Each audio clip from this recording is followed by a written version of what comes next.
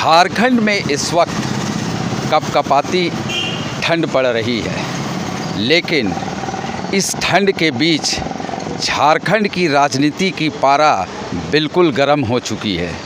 आपको हम बता दें कि ईडी के द्वारा झारखंड के मुख्यमंत्री हेमंत सोरेन को 7वां समन भेजे जाने के बाद राजनीति पारा पूरी तरह से झारखंड में हाई हो चुका है।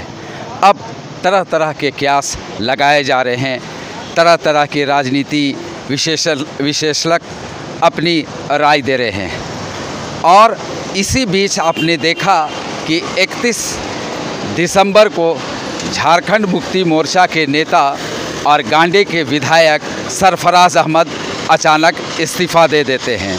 इनके इस्तीफ़ा देने के बाद सरगर्मी और राजनीति पूरी तरह से झारखंड में बदल गई। ईडी ने पिछले शुक्रवार को झारखंड के मुख्यमंत्री हेमंत सोरेन को 7वां समन भेजकर 2 दिनों के अंदर जवाब देने को कहा था, लेकिन सीएम ने 2 दिनों के अंदर जवाब नहीं दिया। अब चूँकि गांडे के विधायक सरफराज अहमद इस्तीफ़ा दे दिए हैं, तो ये एक हेमंत सोरेन का मास्टरमाइंड गेम प्लान बताया जा रहा है। अब संभावना ये जताई जा रही है और जानकार यह कह रहे हैं कि मुख्यमंत्री हेमंत सोरेन इस्तीफ़ा देकर अपनी पत्नी कल्पना सोरेन को इस राज्य की बागडोर संभाल सकते हैं। इसी बीच 3 जनवरी 2024 को गठबंधन सरकार की एक बैठक मुख्यमंत्री आवास में रखी गई है। इसमें संभवतः एक विधायक दल का नेता का चुनाव कर उसके नाम को आगे किया जाएगा और कल ही राजभवन जाके मुख्यमंत्री हेमंत सोरेन इस्तीफ़ा सौंप सकते हैं।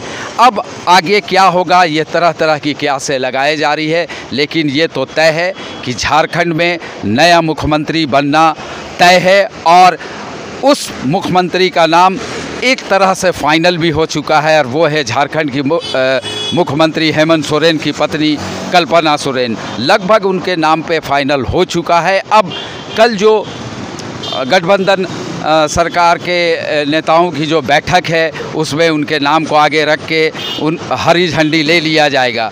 आज ही हेमंत सोरेन ने अपने पिता शिबू सोरेन से मिलकर उनसे आशीर्वाद लिया, साथ में उनकी पत्नी कल्पना सोरेन भी गई थी। अब ये एक तरह से ये विराम लगने का दिन आ ही गया है कि 1 से 2 दिनों के अंदर हेमंत सोरेन इस्तीफ़ा देकर झारखंड में और अपनी पत्नी को आगे करके उनको बागडोर संभाल देंगे। ये तो तय है कि झारखंड मुक्ति मोर्चा ने जिस तरह से फाइट किया है ईडी और ख़ास करके बीजेपी जो रेगुलर हमलावर थी हेमंत सोरेन के सरकार पे, तो उन्होंने हर तरह से बचाव करते हुए कहीं भी घुटना नहीं टेका और वो साफ जता दिए कि अभी जो राजनीतिक हालात है झारखंड में और झारखंड में जो हमारी सरकार चल रही है वो जनता की सरकार है और किसी भी सूरत में हम ईडी या बीजेपी के सामने घुटना नहीं टेकेंगे। हेमंत सोरेन साफ जनादेश के साथ जाना चाहते हैं और हेमंत सोरेन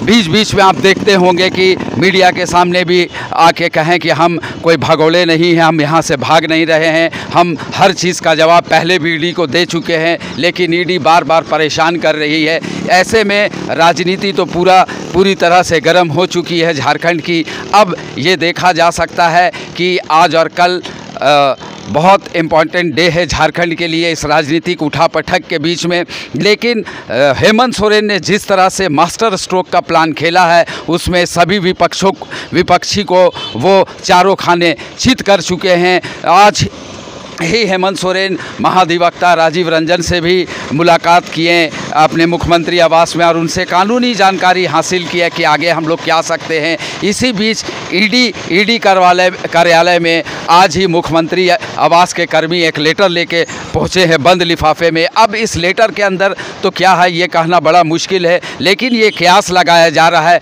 कि हेमंत सोरेन 4 या 5 जनवरी को किसी एक दिन ईडी कार्यालय भी जा सकते हैं, ये कयास लगाया जा रहा है। लेकिन कल जो बैठक है गठबंधन सरकार की, ये बहुत ही महत्वपूर्ण बैठक है और इसमें संभवतः ये कयास लगाया जा रहा है कि मुख्यमंत्री हेमंत सोरेन की पत्नी कल्पना सोरेन का नाम को आगे रख के इनके नाम पर मुहर लगाया जाएगा और फिर राजभवन जाके सीएम हेमंत सोरेन अपना इस्तीफ़ा सौंपेंगे और उसके बाद 5 जनवरी से पहले फ्लोर टेस्ट करके अपने बहुमत को सिद्ध कर देंगे और उसके बाद गांडे विधानसभा क्षेत्र से कल्पना सोरेन को चुनाव लड़ाने का पूरा प्लान बनाया गया है। इसीलिए गांडे के विधायक सरफराज अहमद ने इस्तीफ़ा दिया था। चूँकि 31 दिसंबर को सरफराज अहमद इस्तीफ़ा दिए हैं और अब जो कार्यकाल है झारखंड सरकार का वो 1 साल से ज़्यादा का बचा हुआ है। 2024 में झारखंड में चुनाव होने हैं और जनवरी में 5वीं विधानसभा का कार्यकाल भी ख़त्म हो जाएगा। ऐसे में काफ़ी मज़ेदार खेल ईडी वर्सेस हेमंत सोरेन के बीच जो झारखंड में खेला जा रहा है उससे लोगों का उत्साह भी चरम पर है और ख़ास करके पूरी देश की राजनीति और पूरे देश की नज़र इस वक्त झारखंड पर है कि झारखंड में आगे क्या हो सकता है, मुख्यमंत्री कौन हो सकते हैं।